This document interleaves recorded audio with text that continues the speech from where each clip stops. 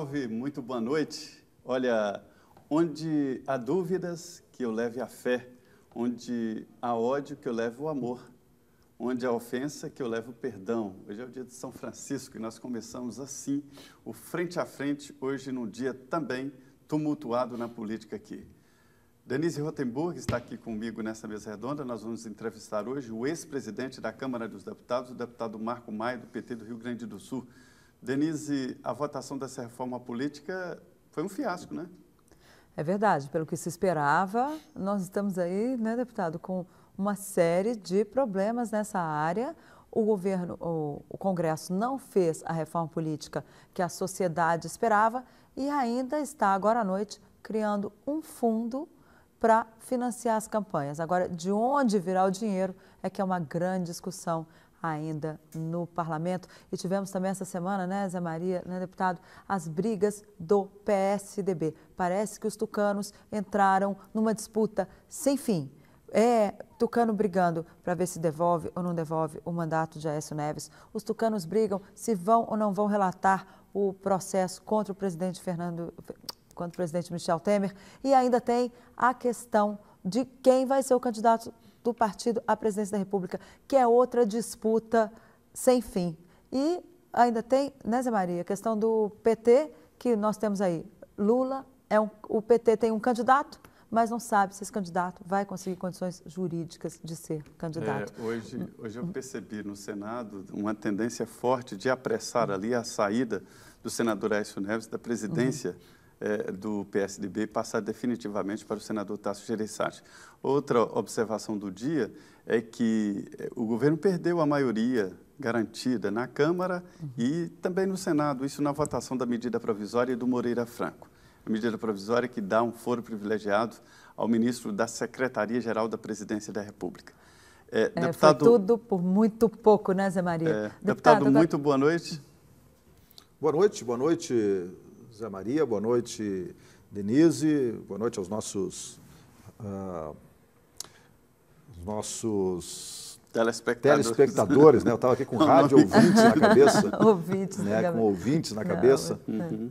Até porque a gente está muito acostumado a falar para rádio, né? E fica sempre com essa coisa do rádio ouvintes na cabeça. Principalmente lá no Sul, né? Principalmente no Sul. No Sul se fala muito para as rádios. Eu, toda quinta-feira, falo para 3, 4, 5 rádios pela parte É uma comunicação interessante. Ela ainda é a comunicação que chega mais próximo das comunidades, né? Mais próximos dos cidadãos lá, o agricultor que está na roça, o trabalhador que está indo para o trabalho de manhã cedo, ele está ligado ali na rádio, ali, né? Tentando captar as notícias. Mas, então, boa noite aos nossos telespectadores. Agora, e aqui nessa mesa redonda, a Denise Rotenburg. Pois eu queria apresentar o deputado Marco Maia. Ele já foi presidente da Câmara, é uma pessoa extremamente respeitada no Congresso, que está ali já no 4º mandato de deputado federal, ou seja, já tem estrada naquela casa. E vai nos contar hoje aqui como estão as discussões. A gente começou o programa aqui, eu e Zé Maria, num bate-bola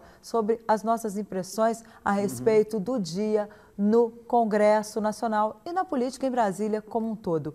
Agora eu queria saber do senhor como é que, se o senhor concorda com essa visão aí que a gente apresentou da reforma política, ou ela é mais do que a população, ou seja, ela é até mais do que os parlamentares podiam fazer, mas menos do que a população esperava? Olha, Denise e Zé, primeiro eu quero gastar um minuto aqui, você começou falando do São Francisco de Assis. Hoje é o dia. Deixar uma dica aqui, eu em 1994, portanto já se vão aí mais de 25 anos, eu fiz uma viagem para a Itália e nesta viagem na Itália tive a honra e a satisfação de ir até a cidade de São Francisco. São Francisco, muito bonito. Que é uma cidade muito bonita, fica num morro, onde tem lá a igreja de São Francisco, onde estão os restos mortais do São Francisco. Mais acima você tem o convento, ou o seminário onde ele morou por muito tempo. É uma boa viagem, né? Uma boa dica de viagem para quem gosta do turismo religioso.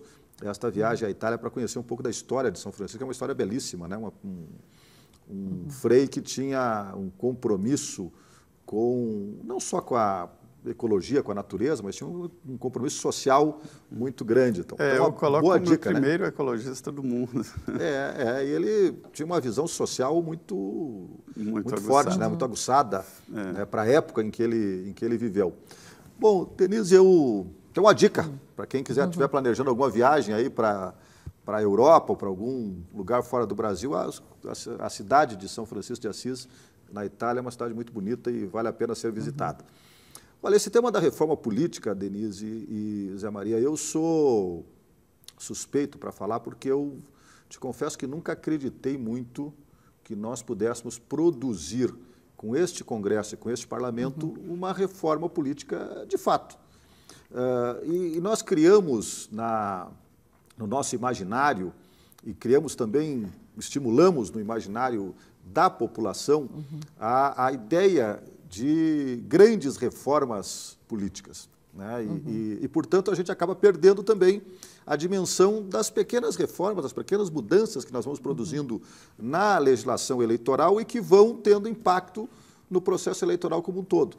E isso nós vamos fazendo a cada eleição, né? Eu diria que nas últimas 10 eleições do Brasil, nós produzimos 10 mudanças na legislação eleitoral. Não teve uma eleição que tenha sido disputada sob as mesmas regras ou igual à eleição anterior, né? Porque a gente muda o formato das eleições, o tipo de campanha, a quantidade de material, a propaganda, a gente mexe, o financiamento. Portanto, a gente vem, o parlamento, ele vem produzindo alterações na legislação eleitoral a cada eleição. E a justiça eleitoral também. E a justiça eleitoral também, mas não mexe na essência, né? Porque quando eu falo em reforma política, a única coisa que me vem à cabeça é sistema eleitoral, né? É mexer na forma como os deputados federais e os deputados estaduais e os senadores são eleitos, né? E isto nós temos sido incapazes de mexer, de mudar isto. Por quê? Porque não há um acordo nem no parlamento e também não há um acordo na sociedade brasileira sobre esse tema. Cada um quer uma coisa. Cada um quer uma coisa. Então, como a sociedade brasileira não tem um acordo, isso se reflete na mesma dimensão no parlamento. Então, há aqueles que defendem o voto em lista, aqueles que defendem o voto distrital, o distrital misto, o distritão, a manutenção do sistema do jeito e da forma como ele está, e aí não há um entendimento, né? Não há uma... É uma leve mudança e o fim das coligações é uma outra mudança, mas ela não vai mexer na essência, né? Muda muito. Porque nós mantivemos uma coisa que eu acho ruim, que é o voto uninominal proporcional, né? Não é um modelo inteligente, um modelo que fortaleça o debate, a discussão política, que fortaleça as ideias, né, no processo eleitoral. Nós continuamos votando na pessoa. E a pessoa, ela traz... o distrital misto? Qual era o projeto que nós do Partido dos Trabalhadores, nós defendemos o voto em lista, né? Porque ou seja, o partido apresenta lá a relação de seus candidatos e o eleitor olha ali e fala, bom, com essa lista aqui eu concordo, então eu voto nesse partido. Mas o eleitor não vai votar na lista propriamente, o eleitor vai votar no projeto, do partido, na proposta que está sendo apresentada pelo partido.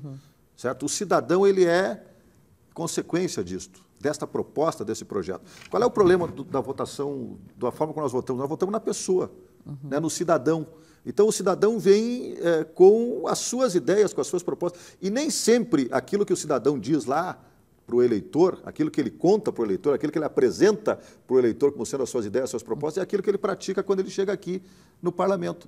E nós acabamos reforçando no Brasil a ideia de que o eleitor ele não acompanha o desempenho do seu eleito, né? Por quê? Porque como o sistema é proporcional, muitos dos deputados que concorrem, dos candidatos que concorrem, não se elegem. Você já está há quanto tempo na Câmara? Eu estou no quarto mandato de deputado. Né? Então, mas eu acho que esse detalhe aqui é importante reafirmar, Zé e Denise, porque você pega lá num estado, como o estado do Rio Grande do Sul, então você tem lá 400 candidatos a deputado federal, apenas 30 desses 400 se elegem.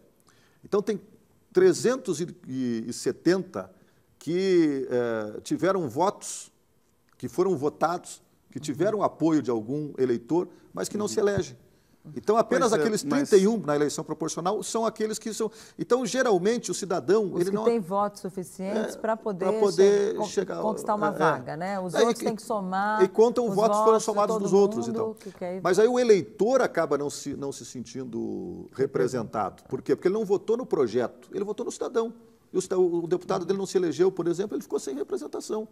E se elegeu lá um deputado que muitas vezes contou com o voto dele no sistema proporcional, mas que não tem absolutamente nada a ver com as suas ideias, com as suas Até de outro convicções. partido. Até de outro partido, pode ser. Então, o fim Né? das coligações acaba com isso. O fim das coligações vai ajudar, melhorar, mas ainda volto a dizer aqui, nós não mexemos na essência da política no país, que é você mudar esta forma do eleitor se relacionar com Ô, deputado, os candidatos. eu queria dizer sobre essa reforma política que foi tentada, vendida como uma grande mudança no sistema político nacional, e depois a gente viu que se tratava de uma tentativa de saída desesperada dos deputados e senadores para tentar a sobrevivência política, ou seja, a reeleição. Isso ficou muito claro na tentativa de um fundão de financiamento público, que eu sei que o partido do senhor defende, mas também em outras medidas. Então, é muito difícil fazer uma reforma política para o próximo ano, para a próxima eleição. Não seria o caso de fazer uma reforma política completa para daqui a 10 anos ou daqui a 4 eleições? Mas eu sou defensor de que nós temos que trabalhar com a ideia de uma constituinte exclusiva para a reforma política. Então, nós elegeremos... Maioria simples. Não, eu já apresentei uma proposta de emenda à Constituição tratando sobre esse assunto. E aí o que aconteceria? Na eleição, se houvesse um acordo sobre isso também, porque nosso problema sempre é a falta de acordo interior. Se houvesse um acordo, nós elegeríamos em 2018 agora um número X de parlamentares exclusivamente para fazer a reforma política. Então, eles teriam um prazo de 180 dias, 6 meses, trabalhariam aquele período e, no final daquilo, apresentariam um projeto, votariam, e aquela seria o modelo eleitoral que o Brasil teria por mais 20, 30 anos. Então. E eles poderiam ser eleitos? Sistema unicameral. Seriam eleitos lá 150 parlamentares. Eles poderiam ser eleitos em seguida, deputados? Não, só na próxima eleição. Ali naquela eleição, não. Eleitos só para essa tarefa. Só para essa tarefa, para cumprir esta atividade. Aí os eleitores, você, Denise, você, Zé Maria, quando fossem escolher o seu deputado constituinte, você teria que tratar sobre o tema da política. Você teria que discutir, bom, eu quero eleger um deputado que defenda esta e esta e esta concepção, esta e esta ideia de sistema eleitoral e tal. Porque hoje o que acontece? O cidadão, quando vai eleger um deputado, o tema da política passa longe da eleição.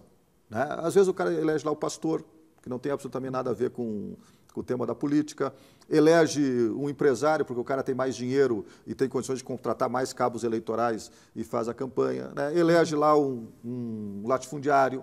Então, a representação, ela não necessariamente está vinculada às ideias, ao projeto, ao entendimento que a sociedade tem em relação ao país, em relação à política e tal. Se nós fizéssemos uma constituinte exclusiva para a reforma política, os temas da política seriam debatidos, seriam discutidos pela sociedade, e aí você escolheria um constituinte, que estaria vinculado à sua visão, à sua concepção. Você votaria, alguém que estivesse vinculado à sua ideia. Mas pelo que a gente vê, não vai ser este ano, não, nem tampouco no outro, que nós vamos conseguir chegar a esse sistema. Bom, deputado, nós vamos para o nosso primeiro intervalo. Você ainda pode participar do nosso programa mandando suas perguntas pelo Twitter, @DeniRotenburg, que aparece aí no rodapé da sua telinha, ou @JoséMTrindade, uma vez que hoje o nosso WhatsApp, infelizmente, não está à sua disposição. Voltamos em 2 minutos com o deputado Marco Maia, ex-presidente da Câmara, representando o PT do Rio Grande do Sul. Não saia daí.